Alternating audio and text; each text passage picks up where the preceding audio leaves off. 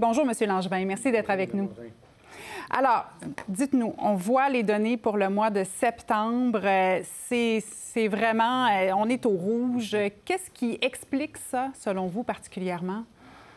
Ah bien, vous l'avez dit d'entrée de jeu, hein, ça peut être inquiétant pour les investisseurs. Qu'est-ce qui explique ça? Même moi qui travaille à temps plein, je ne pourrais vous expliquer les fluctuations à court terme. Ce qu'on sait en bourse, à très long terme, et là, c'est sur des centenaires d'économies capitalistes, on va dire comme ça, la bourse est un véhicule qui nous rapporte 10 à 12 par année.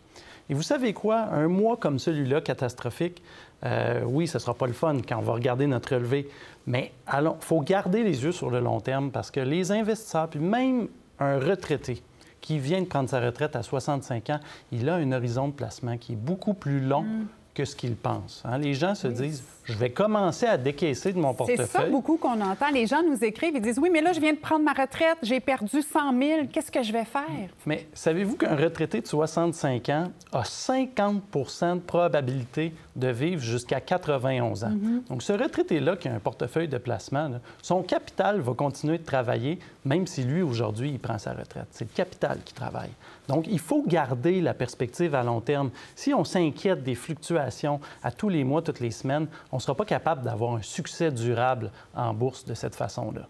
Donc, arrêtez de regarder les relevés, on les met de côté. Bien, si ça fait paniquer, oui, arrêtez de les regarder. Je veux dire, comme toute chose, quelque chose qui vous inquiète, on essaye de ne pas s'exposer à ça. Mais il faut accepter à un moment donné que cette bourse-là est une machine très volatile à court terme. Hein, les investisseurs sont ce qu'ils sont, ils ont tendance à paniquer. Mais à long terme, ce qui est important, ce sont les profits par action des sociétés. Et c'est ça qui va faire qu'une entreprise va prendre beaucoup de valeur. C'est sa trajectoire de ses profits sur plusieurs années.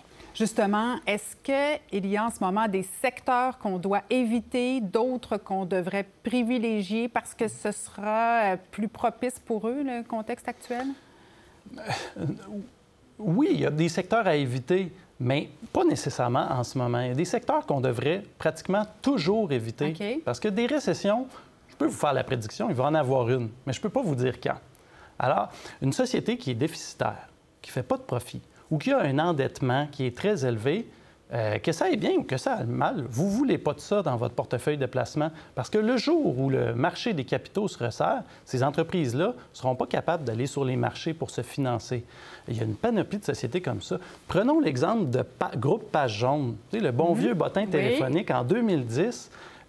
Google est en train de détruire son modèle d'affaires, littéralement. Puis ces gens-là augmentaient le dividende. Puis il y a des gens qui se trouvaient à acheter des actions de cette entreprise-là. Parce que c'était payant. Il y avait un bon rendement de dividende. Oui, mais à un moment donné, quand il y a un changement de paradigme important dans une industrie, vous devez vous tenir loin de cette entreprise-là. Donc, il y a des écueils comme ça que, récession ou pas, ce qui est important, c'est le gros bon sens. Les tendances à long terme, comment l'économie va changer dans le temps.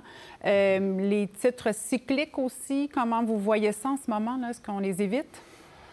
Encore une fois, nous, chez Médici, on les évite presque tout le temps.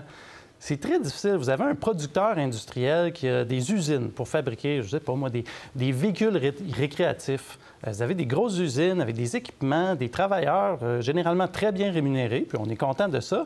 Mais le jour où plus personne n'achète de véhicules récréatifs, par exemple dans une récession, bien là, la société peut rapidement devenir déficitaire. Donc, si vous voulez garder votre calme quand les marchés paniquent, n'ayez pas de ces sociétés-là dans votre portefeuille. Allez chercher des sociétés, justement, qui ont une trajectoire de profitabilité beaucoup plus prévisible, des revenus récurrents, des avantages concurrentiels durables. Vous pensez à quoi en ce moment comme entreprise solide dans le contexte? Est-ce qu'il y a des détaillants, par exemple, ou d'autres secteurs qui seraient assez stables pour les gens qui sont un peu inquiets? Bien, une entreprise dont le siège social est à Montréal, qui s'appelle Dollarama, donc tout le monde la connaît.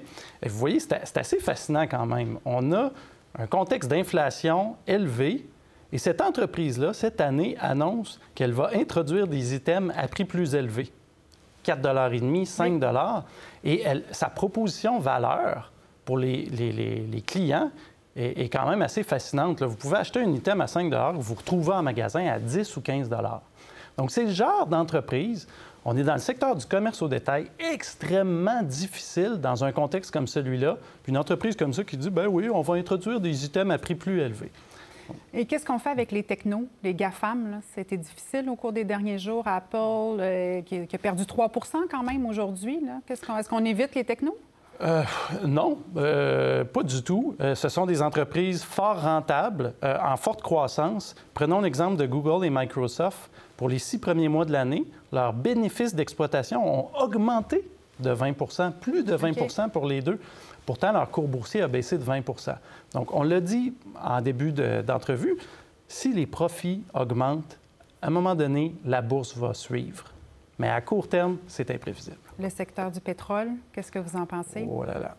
Combien d'économistes sont venus sur votre plateau il y a 2 ou 3 ans pour dire que le baril allait baisser sous 0 pour qu'un an ou 2 ans plus tard, le baril atteigne des nouveaux records? Encore une fois, c'est pas prévisible.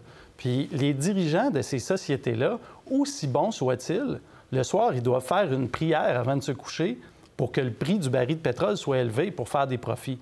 Donc encore là, nous, on priorise les entreprises qui ont un meilleur contrôle sur leur prix de vente. En terminant, si vous aviez un conseil à donner aux gens à la maison qui s'en font avec leur portefeuille? Regardez pas votre portefeuille si ça vous fait paniquer et arrêtez de spéculer. Achetez des entreprises avec des avantages concurrentiels durables. Merci beaucoup, M. Langevin, d'avoir été avec nous. Merci.